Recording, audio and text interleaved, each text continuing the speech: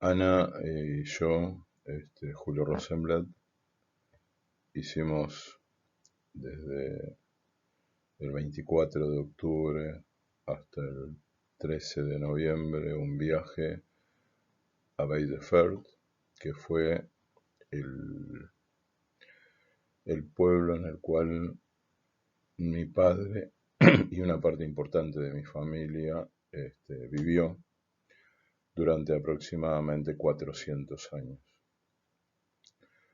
Este pueblo está ubicado en el estado de Hessen, que es uno de los 16 estados de la República Federal de Alemania, cuya capital es Wiesbaden. Tiene unos 7 millones y medio de habitantes y un tamaño el doble del tamaño de Israel territorio. Esto es parte de un proyecto mucho más amplio en el cual yo ya escribí 3 libros, estoy terminando el cuarto, y como parte de este viaje se hacía el lanzamiento del libro en su versión en alemán en el propio pueblo de Baideford. Es de destacar que lo primero que ocurrió a la izquierda pueden ver Ana y yo en el aeropuerto de Carrasco momentos antes de abordar el avión de Air Europa, y a la derecha pueden ver una delegación de varias personas, entre los cuales está el alcalde de Baideford, Benjamin Giesen, un historiador, Hans-Peter Klein, que tiene campera roja, el doctor Uwe Brem, el que le sigue, que es un hombre dedicado a la investigación profunda. Se dedicaba inicialmente a la geografía, pero ahora se está dedicando a estudiar la historia de las familias judías de Baideford. Y a la derecha está Angélica. Angélica es otra maestra retirada que ofició las veces de guía en Frankfurt, los 2 días que estuvimos en Frankfurt, en los cuales nos trató de llevar por la mayor cantidad de lugares posibles vinculados a la colectividad judía de Frankfurt.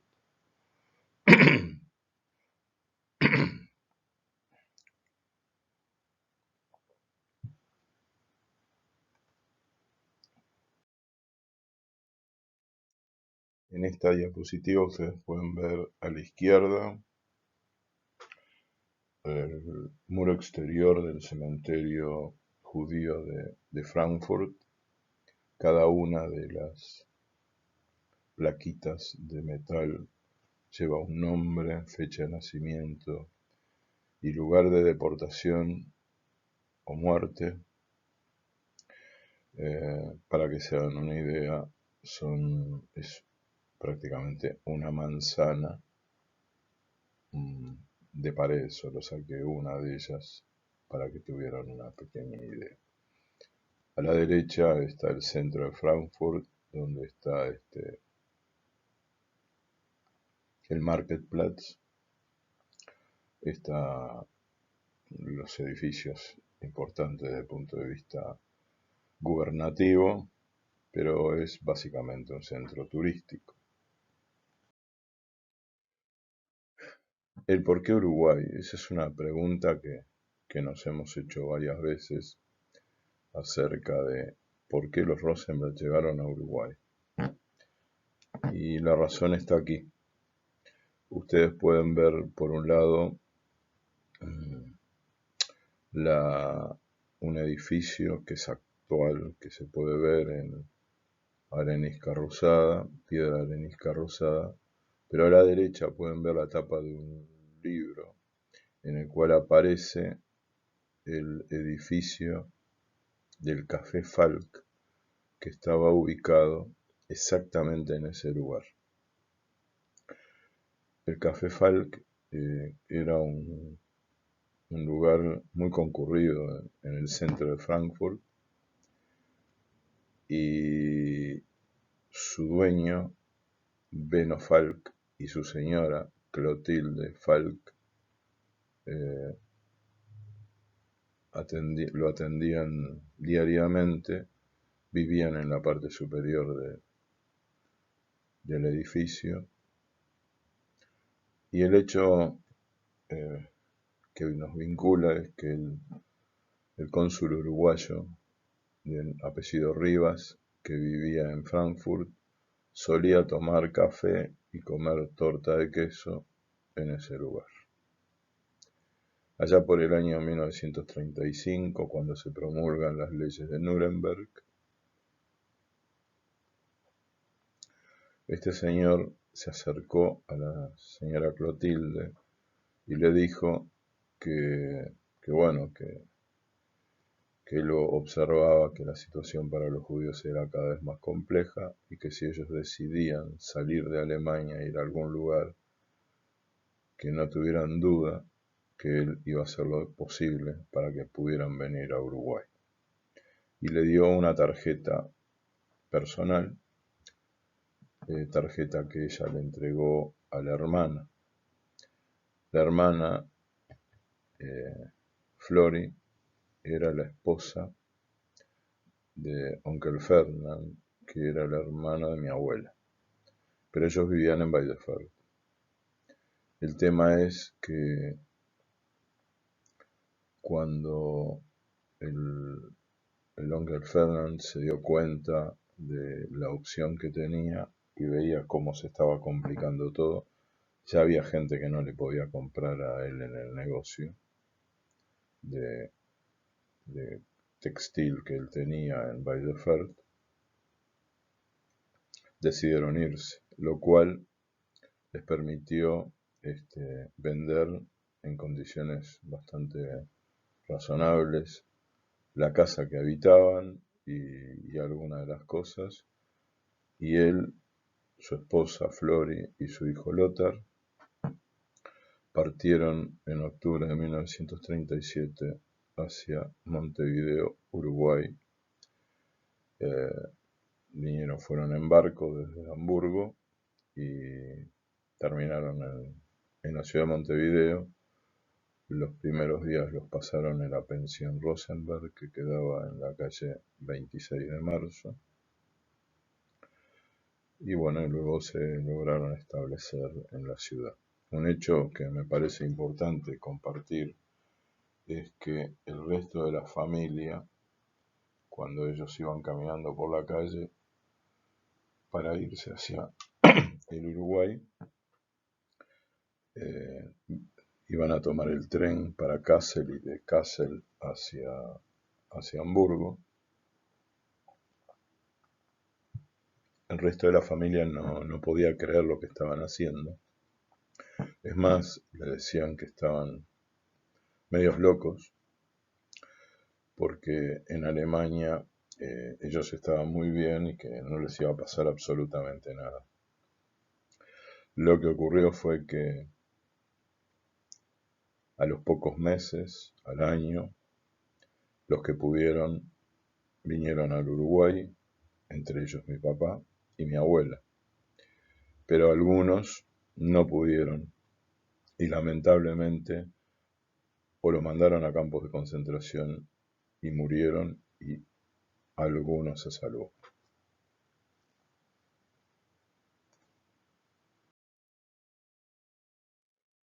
En nuestra estadía en Frankfurt visitamos también el Museo Judío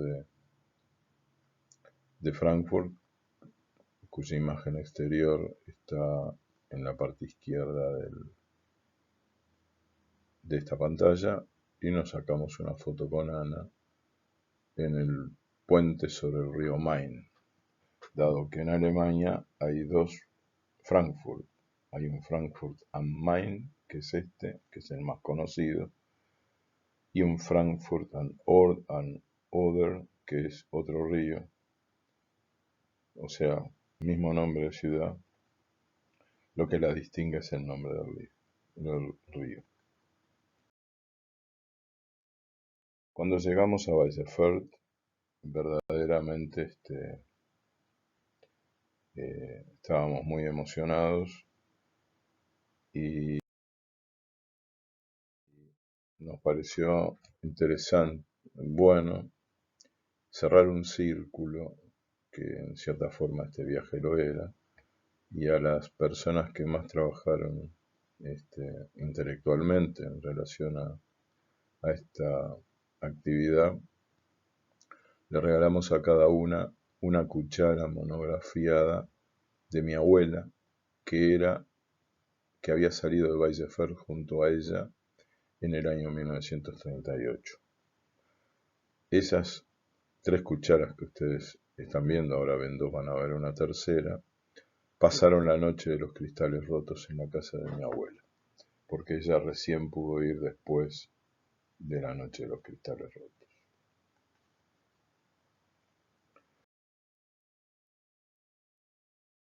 Ahí ven otras imágenes con la entrega de las cucharas. Como parte de las actividades que yo intenté desarrollar allí en el área de Weissenfeld, fue dar charlas en escuelas, en realidad son colegios secundarios de Mansfeld, Melsungen, Homberg, Sontra, Kassel y Rottenburg. Ahí tienen algunas imágenes de los salones de clase, los alumnos. En esta ustedes pueden observar a la izquierda de una charla en un seminario de maestros en Kassel. Son todos docentes, no alumnos de colegio. El hecho anecdótico que yo desconocía totalmente es que ese recinto había sido utilizado durante la época de los nazis como un lugar en el cual funcionaba la impositiva de esa zona. Y a ese lugar tuvo que ir mi padre la noche antes de irse de Alemania hacia Uruguay para firmar unos papeles vinculados a las pertenencias que tenía. Imagínense un muchacho de 17 años qué pertenencias podía tener. Ese papel yo lo tengo firmado por mi papá, pero lo interesante es que en el mismo lugar donde mi padre tuvo que firmar eso, yo di la charla sobre los libros.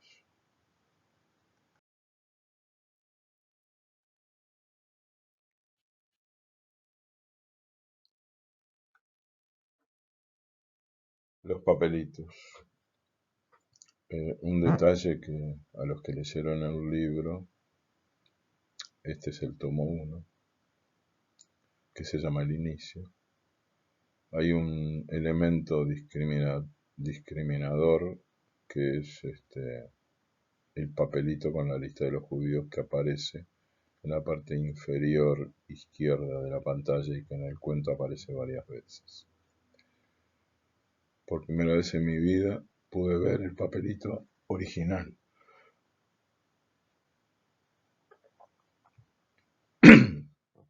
En esa lista que ustedes ven, de difícil lectura reconozco, es la lista que en agosto de 1935 el Bürgermeister de Weissenfeld le entregó a las autoridades nazis con la lista de los judíos que había en la ciudad, en el pueblo, con la fecha de nacimiento, nombre, estado civil, etc. Y ahí se imaginarán que están, por ejemplo, mi padre, mi abuela, y toda la familia. La imagen de la derecha también se corresponde a otra escena del cuento en el cual ustedes recuerdan que eran 3 amigos, Otto, Hans y Max. Otto se hace nazi, en cambio Hans no. Y Max, que quería saberlo todo y preguntarse por qué ocurrían determinadas cosas, se escondió en el lugar donde se reunía el comité nazi, y ahí lo encontró en una búsqueda que hizo Otto, y en lugar de delatarlo, le dio un minuto para irse a la casa. Esta escena se conecta con algo que ocurrió en la vida real de Max, que como ustedes saben murió en un campo de concentración de Stutthof en octubre de 1944, que un día haciendo la cola para la comida, tal cual lo ven en la foto, él no aparece en esa foto,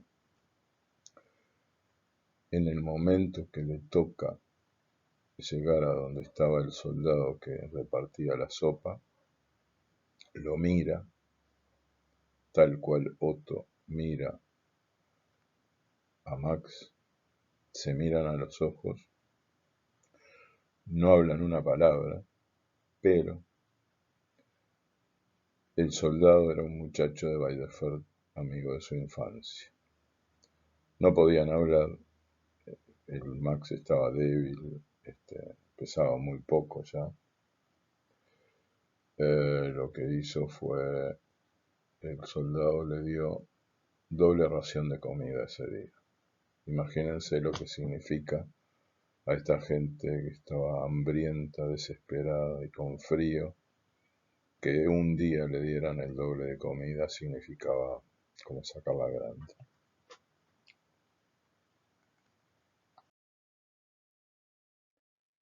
Una de las cosas que nos pareció realmente bastante conmovedora fue que en el local donde se reunían los nazis, que yo llamo comité, pudimos hacer una noche judía en Bielefeld. La noche constó de varias cosas: una entrevista que me hizo un periodista de la televisión de Kassel, una dramatización con Elías, uno de los niños del pueblo, de una parte del libro, y también escuchamos música judía por un dúo de una pareja que se llama Häusler, de los años 20 y 30. Ahí pueden ver, la sala estaba muy llena, estaba totalmente llena. Ahí estamos Elías y yo, Elías haciendo de nieto mío, y yo haciendo de su abuelo, contándole o tratando de responder las preguntas que él me iba haciendo.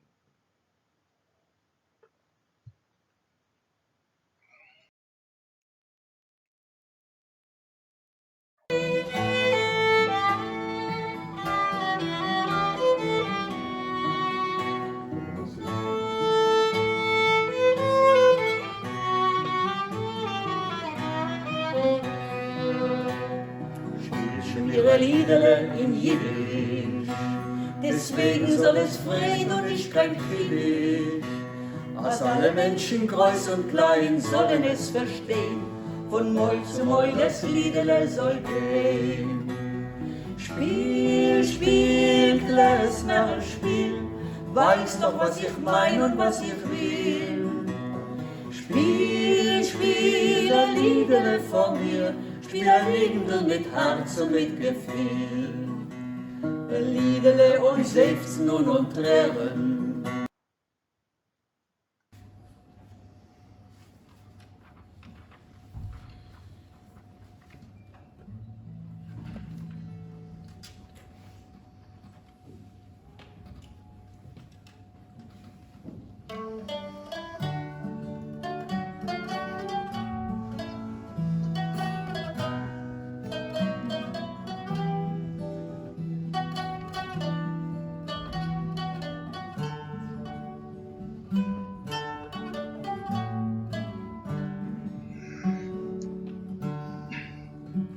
Es war an einem Abend, als ich kaum 20 Jahre, da küsst dich rote Lippen und goldenes blondes Haar.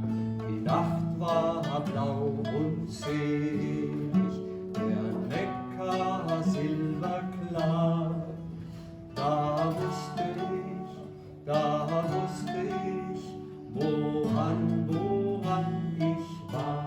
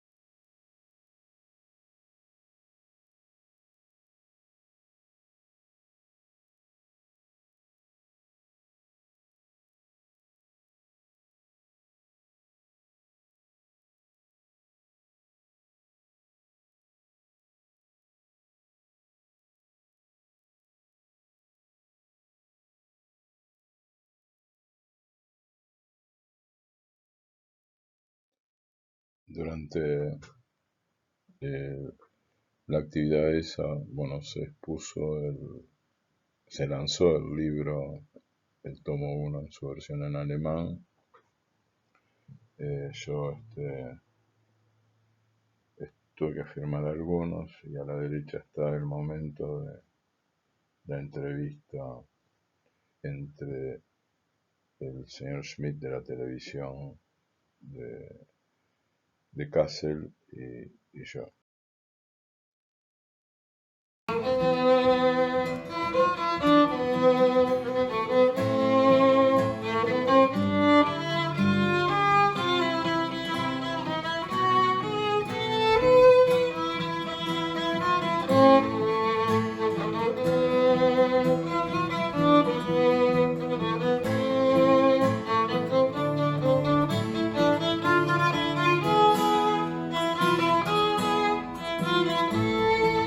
Wir leben ewig, es brennt der Welt.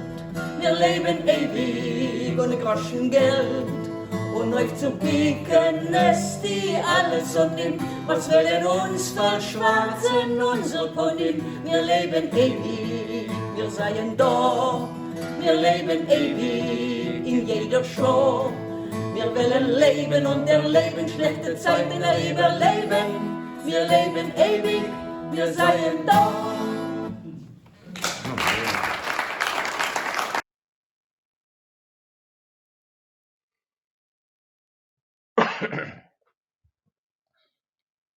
La historia de los Rosenblatt fue una segunda noche en la cual el doctor Brehm hizo un análisis, yo diría que bastante profundo, de lo que es nuestra historia desde el siglo XVII hasta el presente. Y bien digo hasta el presente porque aparecen fotos actuales también. Pero lo interesante es que nosotros estábamos en ese pueblo aparentemente unos 400 años, pero ellos en el Archivo Nacional en Wiesbaden encontraron un papel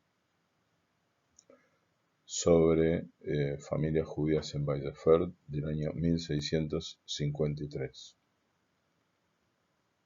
En realidad es 1653. Lo interesante es que ahí aparece como nombre Speyer. ¿Qué pasa? Hasta la anexión por parte de los franceses de la Alemania prusiana y la creación del reino de Westfalia, cuyo rey era el hermano de Napoleón, los judíos vivían en una condición determinada. Llegados los franceses que quisieron exportar los conceptos básicos de la Revolución Francesa, verdaderamente en Alemania se introdujeron muchas libertades y posibilidades de todo tipo y color. Pero una de las cosas que impuso Jerónimo, el rey de Westfalia, fue que la gente debía adoptar apellidos.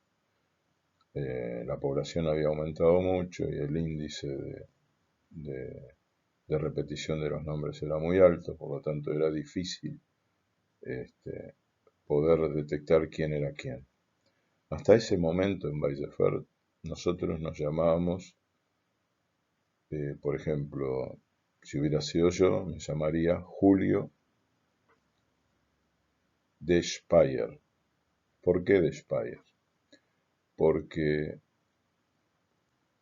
prácticamente éramos la única familia judía allí, porque había otra familia, pero en realidad estaban vinculados con nosotros. Los judíos de Baillefert vinieron desde un pueblo que se llamaba Speyer, un pueblo al que llegaron los judíos allá por el siglo XIV. Por lo tanto, nosotros nos llamábamos con el nombre de pila que nos habían dado. Recuerden que los judíos tienen dos nombres, uno judío y otro podríamos llamar civil. Por ejemplo, yo me llamo Yehuda Ben Uri en hebreo, pero en español me llamo Julio Rosenblatt. Para la vida cotidiana en Baillefert y antes del año 1806 yo me hubiera llamado Julio de Speyer. Alguien de mi familia, no tengo idea quién, se le ocurrió la maravillosa idea de inventar un apellido lindo para la familia y ese apellido era Rosenblatt. Eso ocurrió entre 1806 y 1807 más o menos. Pero además, como los Rosenblatt éramos muchos, nos dividían en dos grupos.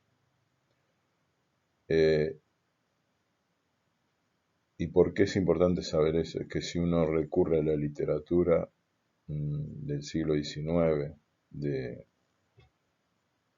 allí, tiene que saber que a los Rosenblatt de mi parte los llamaban los Leibs, que quiere decir los estómagos, y a los otros Rosenblatt, que eran de la misma familia pero un poco más lejanos, los llamaban los Mengels.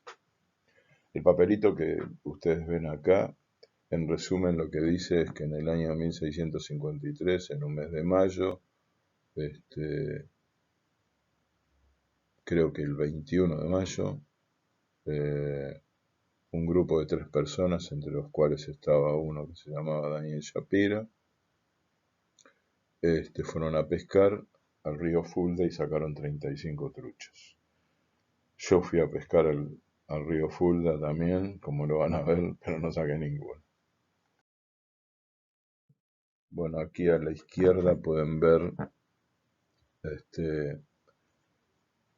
el pupitre, uno de los pupitres en los cuales que estaban en la escuela, que ya no existe. En Baillefert, el local de la escuela es utilizado ahora como peluquería.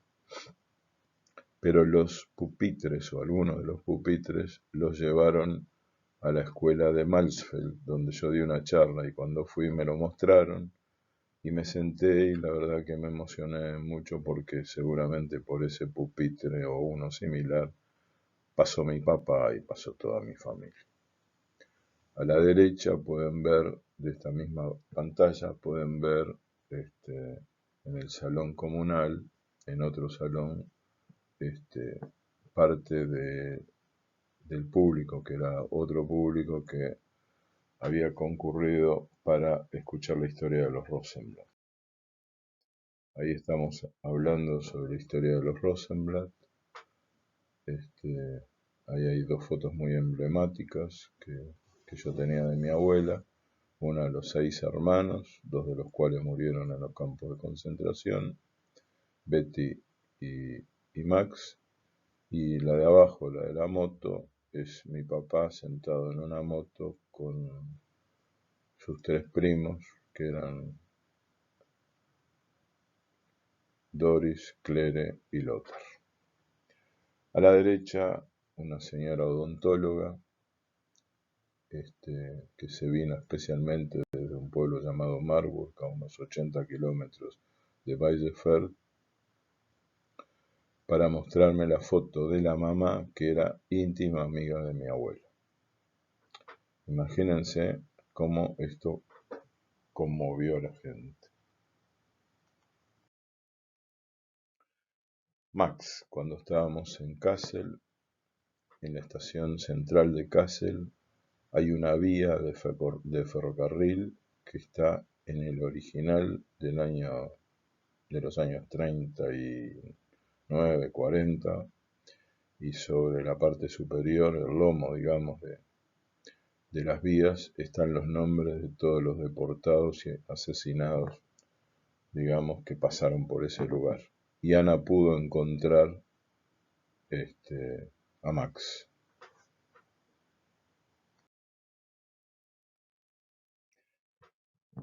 El lugar donde estamos a la izquierda es un lugar que prácticamente no existe nada, o sea, todo lo que hay es diferente a como era, pero lo interesante es que por esa puerta y en ese lugar pasó mi abuela, y pasaron la mayoría de mis parientes el día posterior a la noche de los cristales rotos, y se refugiaron en la casa de unos parientes de apellido Wolf, que tenían una zapatería y donde había 2 primas, Gerda y Hilde, que bueno, que luego vinieron al Uruguay también, y bueno, que los acogieron. El edificio a la derecha es un edificio que está en excelente estado de mantenimiento, pero que en esa época, 1938, noviembre, estaba vacío y fue ocupado por cientos de familias judías que se habían escapado de los pueblos y lo habían utilizado como un lugar, digamos, de paso. Ahí estaba la familia de Sally, Betty, con su hija Doris. Los 3 murieron en los campos de concentración. Por ahí pasó Manfred también, por ahí pasó Ilse también. Toda una historia muy terrible.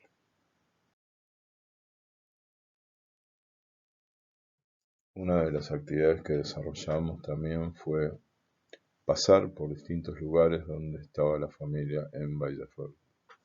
Recorrimos la casa de mi abuela, que ya no existe, la casa de Ferdinand, la de Sally y Betty, la de Caroline y Yuda, que fueron los que adoptaron a Betty, la sinagoga, la escuela judía, que existía hasta 1884, los negocios, los árboles frutales y el oro. Van a ver algunas fotos. Aquí Benjamín está señalando a mi papá, que está junto al maestro Landgreve. Este es el grupo de gente que estaba caminando, y ahí está el doctor Hugo de Bren contando historias sobre lo que estábamos viendo. Das war ursprünglich die Grundmauer eines jüdischen Hauses, in dem sich, wie Hans-Peter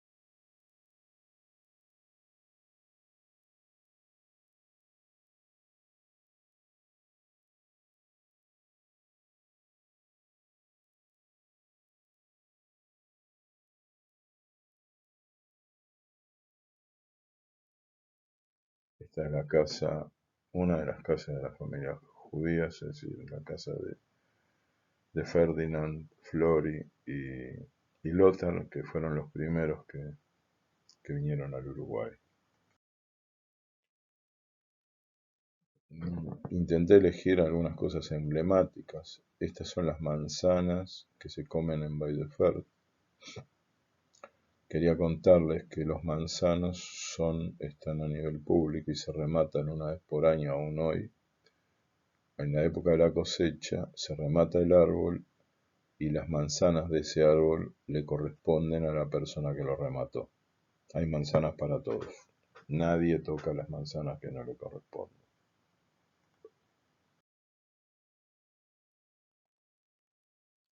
Estos son los pueblos donde hubo gente de mi familia: Baillefert, Zimmersrode, Unsleben, Borken, Bebra, Landspringen, Mansfeld, Binsford, Dimmerrode, Abterrode, Niederaula, Harhausen. Zimmersrode es donde nació mi papá, pero luego se trasladó a Baillefert a los 4 meses porque había muerto el padre. Dimmerrode, por ejemplo, fue el lugar donde nació Sally, el esposo de Betty. Etc. Binsford es donde está el cementerio, además judío, de Baillefert. En la imagen de la derecha, la imagen de la izquierda es el lugar donde estaba la casa de mi abuela, que le pusieron unas gigantografías bastante lindas. Estaban sobre la calle, estuvieron todo el tiempo ahí. Y la vista que tienen a la derecha es desde la parte alta de Baillefert, se ve el valle del Fulda, del río Fulda, y debajo de la bruma está Baillefert. Era una mañana muy fría de noviembre. Pero esta es una vista muy linda de Baillefert. En la parte, en esta parte estaba la casa de mi abuela. Por acá está el Golden Leve, que es el lugar donde se reunían los nazis. Y esta es la zona nueva de la ciudad donde vive gente que en realidad tiene un escaso vínculo, porque la utilizan, del pueblo, perdón, lo utilizan como pueblo, como ciudad dormitorio. Bueno, estos son otros lugares de otros pueblos. Este es Unsleben, la casa donde vivía la tía Mali. Esta es una foto, otra foto de Baillefert y otra foto de Kassel.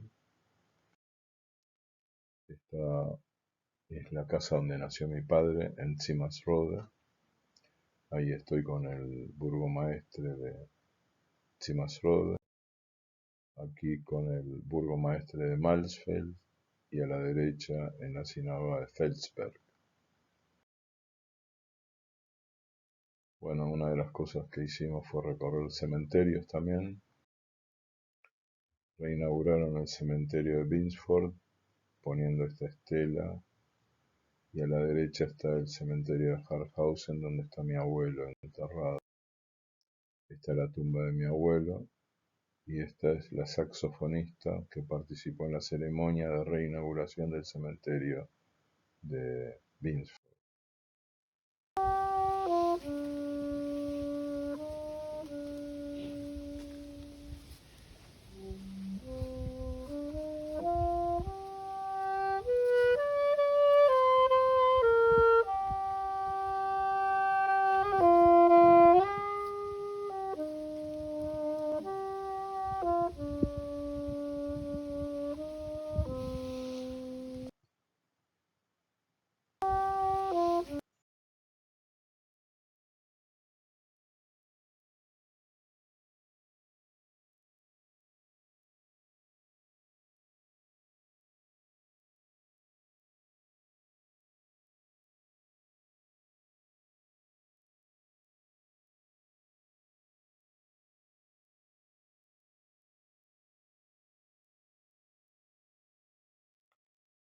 Ahí estoy en el cementerio junto a la tumba de mi abuelo.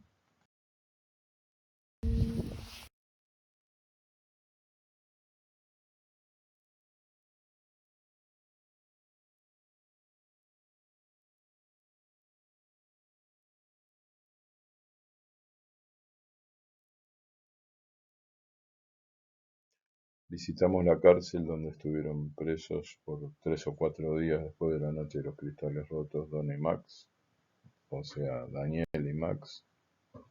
Era un monasterio del siglo XII que a raíz de la reforma luterana fue clausurado, transformado en depósito, luego hospital psiquiátrico, cárcel y finalmente campo de concentración después de la noche de los cristales rotos. Es una vista del monasterio. Nos permitieron acceder a las actas que hay en el monasterio, tratando de buscar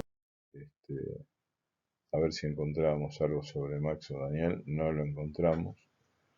Y ahí hay parte de las instalaciones del campo de concentración.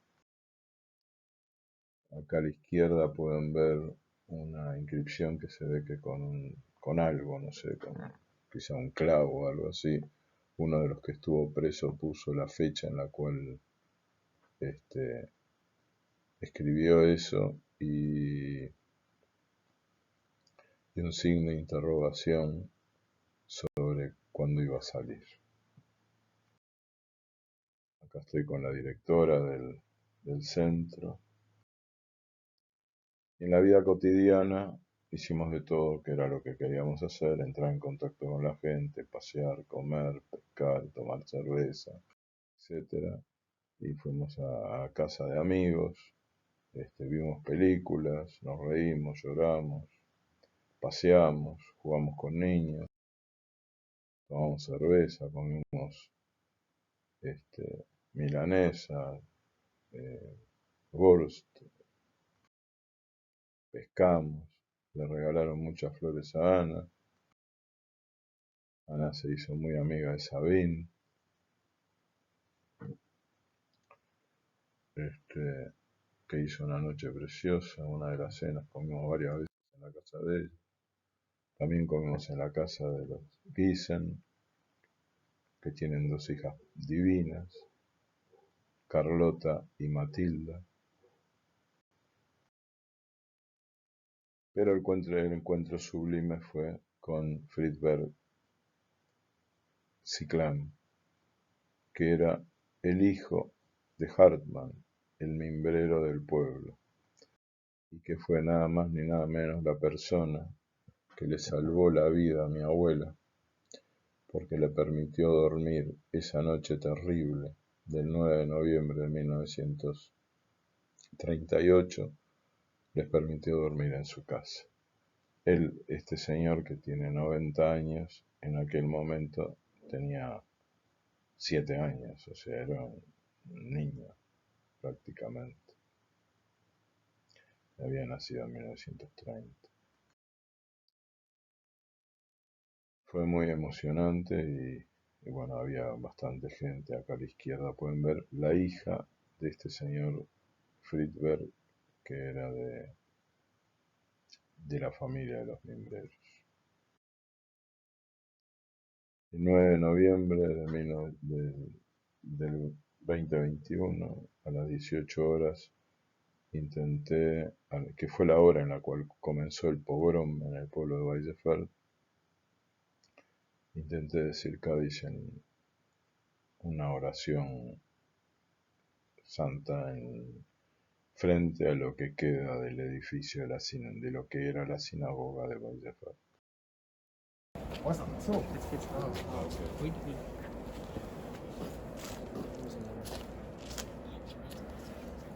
עלינו לשבח לאדון הכל, לתת גדולה ליוצר בראשית, שלא עשנו כגויי ארצות, ולא שמנו כמשפחות אדמה, שלא שם חלקנו כהם, וגורלנו ככל המונם. אנחנו קוראים ומשתחווים ומודים לפני מלך מלכי המלכים הקדוש ברוך second.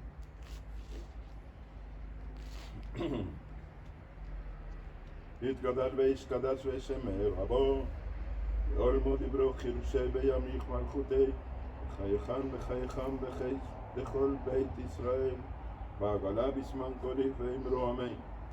ישמע רבו מבורך, לעולם ולמי ועולמיו, יתבורך, יתבורך וישתבח יתבר בישרסה, יתרמם יתהלל שמי דקושו, בריחו. וכל זכרה ברפתה ושקדה ושקדה אמירו ביומו ואמרו אמן. ושלמה רבו מן שמיים לחיים עלינו ועל כל ישראל ואמרו אמן. עושה שלום בברמה ויעשה שלום עלינו ועל כל ישראל ואמרו אמן.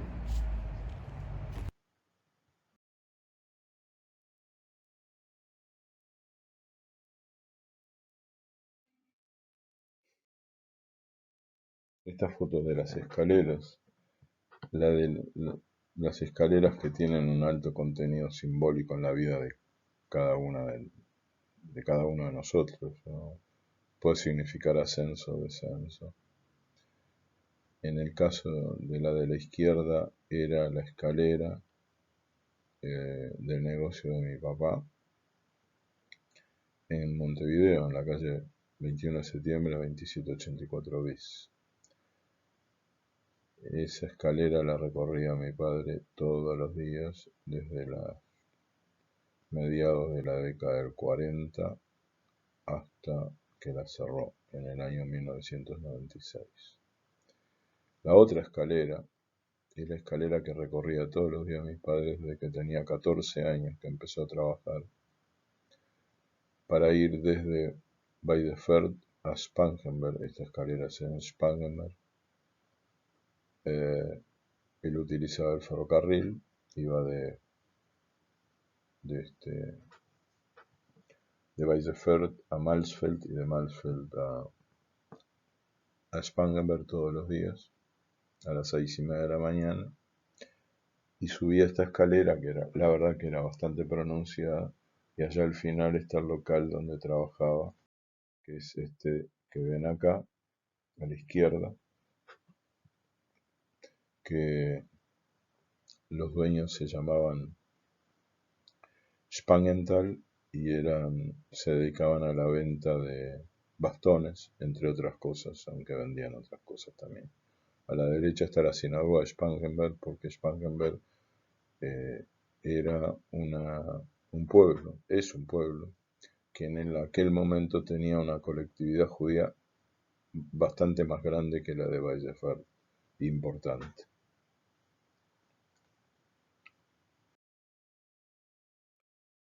Y bueno, aquí está la tarjeta, era la tarjeta de mi padre, que le entregaba a los clientes, con la parte de atrás decía, yo qué sé, un precio estimado de algo que querían comprar. Pero lo interesante es la boleta que está a la derecha, que me la dieron hace poco, que es una boleta de mayo de 1920, en la cual aparece el nombre de Daniel Rosenblatt, que sería mi bisabuelo, y un poquito más abajo acá aparece el nombre de Julio Rosenblatt, que no soy yo, sino era mi abuelo, que lamentablemente falleció unos meses después, y el que figura acá como destinatario de la compra era un tal Kellner, que era nada más ni nada menos que el tipo que introdujo el nazismo en Baidefeld.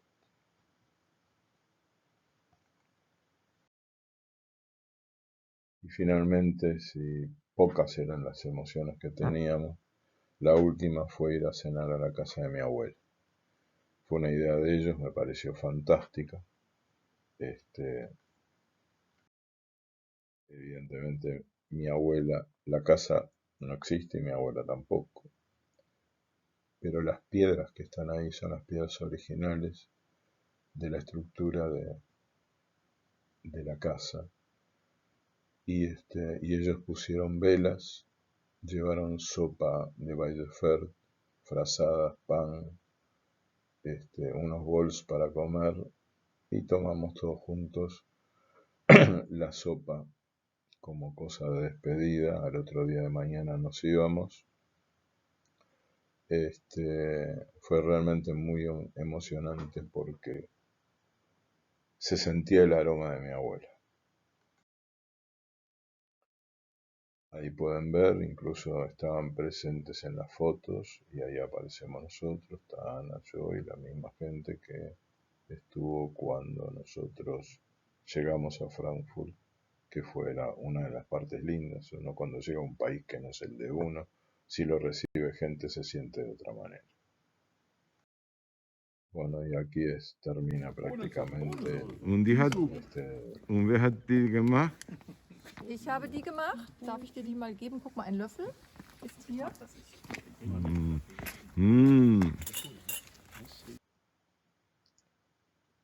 Bohnensuppe.